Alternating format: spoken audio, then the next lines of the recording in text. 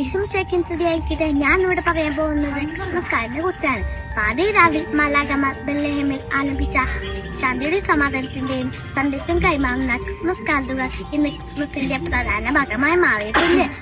സഹോദര കുട്ടികളിലും ആശംസകൾ കൈമാറുന്നതിനും സോഷ്യൽ മീഡിയകൾ വലിയ പങ്കുവയ്ക്കുന്നതിനും ക്രിസ്മസ് കാർഡുകൾ അയക്കാനും സ്വീകരിക്കാനും നമുക്കൊക്കെ മനസ്സിന് വലിയ സംതൃപ്തിയും സന്തോഷം നൽകുന്ന ആശംസ കാർഡിന് തുടക്കം കുറിച്ചത് ചൈനക്കാരാണ് പറയപ്പെടുന്നത്.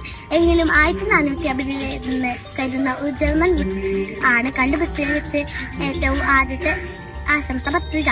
ലണ്ടനിലെ ജോബിൻസ് എന്ന വ്യക്തിയാണ് ക്രിസ്മസ് കാർഡ് അച്ചടിച്ചത്.